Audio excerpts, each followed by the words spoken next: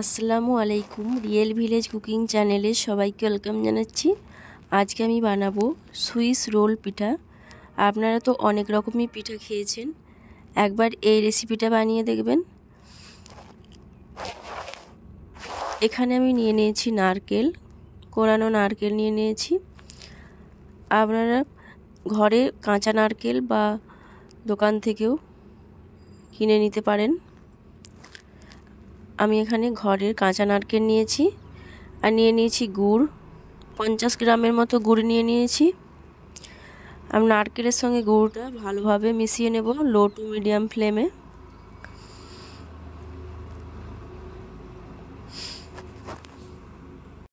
অনবরত নাড়াচাড়া করতে করতে দেখবেন এক পর্যায়ে গুড়টা ভালোভাবে গলে গেছে।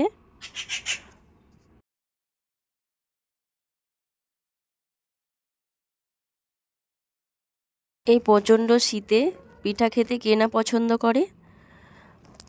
একবার এই সুইস রোল পিঠা বানিয়ে দেখবেন, খুবই টেস্টি, আর অন্য যে কোনো পিঠা খেতে ইচ্ছাই করবে না।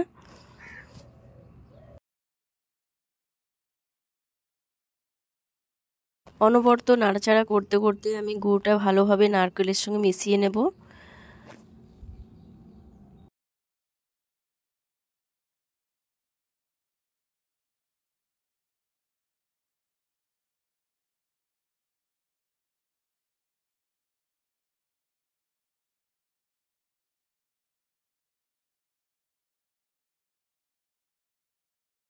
এটা একটু শক্ত শক্ত করে নামাতে হবে, নাহলে নরম থেকে যাবে।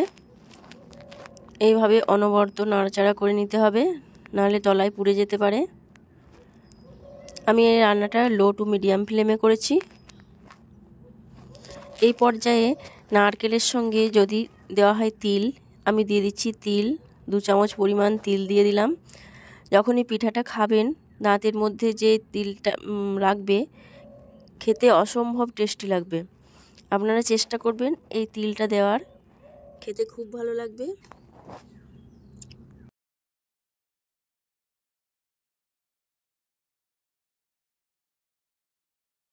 এই তিলটা খুব ভালোভাবে মিশিয়ে নিচ্ছি। এটা খুব ভালোভাবে মিশিয়ে নিয়ে অনবরত নাড়াচাড়া করে একটু শক্ত শক্ত করে আমি এটাকে নামিয়ে ঠান্ডা করে নেব। এই পর্যায়ে এটা আমার হয়ে গেছে, এটাকে নামিয়ে আমি ঠান্ডা করে নেব। আবার একটা কড়া নিয়ে নিলাম, নিয়ে নিচ্ছি এর মধ্যে আমি জল, দেড় বাটি পরিমাণে আমি জল নিয়েছি। দিয়ে দিচ্ছি স্বাদ মতো লবণ, লবণটা একটু জলের সঙ্গে মিশিয়ে দিচ্ছি। জলটা যখন খুব ভালোভাবে ফুটে যাবে, ঠিক এইভাবে যখন ফুটে উঠবে, তখন আমি এর মধ্যে দিয়ে দেবো চালের আটা।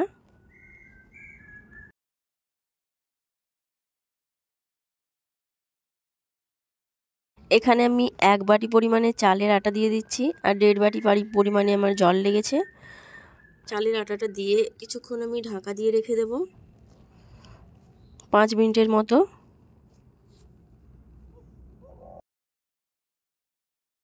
এবার আমি ঢাকনাটা খুলে নিয়েছি। এবার ভালোভাবে একটু হাতার সাহায্যে ভালোভাবে মিশিয়ে নিচ্ছি, দেখবেন খুব সহজেই মিশে যাবে।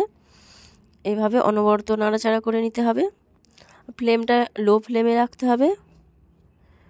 এই মতো এইভাবে শক্ত একটা ডো তৈরি করে নিয়েছি। এবার এটাকে আমি অন্য পাত্রে নিয়ে নিচ্ছি, দিয়ে গরম গরম থাকা অবস্থায় আমি এটাকে ভালোভাবে মথে নেব। হাতের মধ্যে সামান্য জল দিয়ে গরম থাকা অবস্থায় মথে নিতে হবে। এটা ভালোভাবে মথে নেওয়া হয়ে গেছে। এবার আমি লেচি কেটে নেব।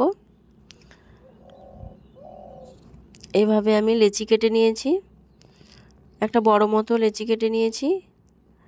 এবার একটু আটা দিয়ে আমি এইভাবে বেলে নেব, গোল রুটির মতো করে আমি এটাকে বেলে নেব। এটাকে রুটির মতো করে বেলে নিয়েছি। চারপাশের যে অংশটা, এটাকে আমি কেটে বাদ দিয়ে দিচ্ছি, এটা পরবর্তীকালে আমি ব্যবহার করব। দিয়ে এর উপরে যে আমি পুরটা বানিয়ে রেখেছি নারকেল এবং তিলের, সেটা চারিপাশে লাগিয়ে দিচ্ছি, আর ধারে ধারে একটু ফাঁকা রেখেছি। এইভাবে রোলের মতো করে নিচ্ছি। একটু চেপে চেপে রোলটা করতে হবে, যেন ভেতরে ফাঁপালো ভাব না থাকে। ভালোভাবে এইভাবে রোল করে নিচ্ছি। এইভাবে একটু চেপে দিতে হবে ধারের অংশটা, আর ধারের অংশটা আমি এইভাবে চেপে দিচ্ছি আর দু সাইডে হাত দিয়ে আঙুলের সাহায্যে একটু মুড়ে দিচ্ছি। এই দেখুন এইরকম করে,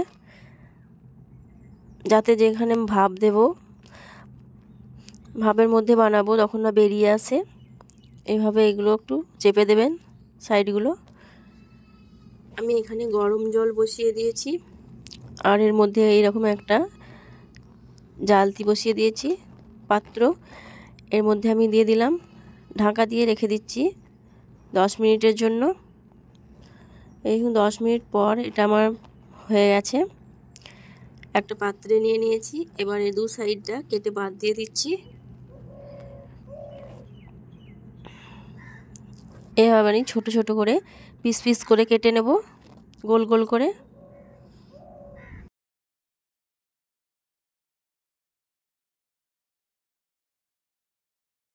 এইরকম গোল গোল করে চাকা চাকা করে কেটে নেবেন, আর একবার দিলেই মুখে মিলিয়ে যাবে, খুবই নরম।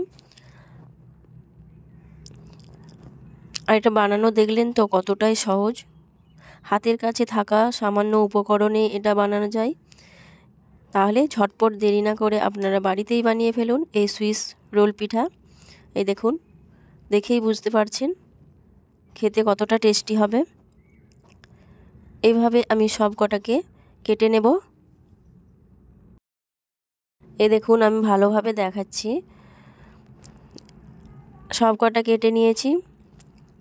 খেতে খুবই টেস্টি আর দেখতে খুবই সুন্দর, খুবই নরম, বাচ্চারাও খেতে খুবই পছন্দ করবে। তাহলে এই শীতে এই গরম গরম পিঠা বানিয়ে নিন। আর আমার এই রেসিপি আপনাদের কেমন লাগলো অবশ্যই কমেন্টে জানাবেন। ভালো লাগলে চ্যানেলটা সাবস্ক্রাইব করবেন নতুন নতুন রেসিপি পাওয়ার জন্য।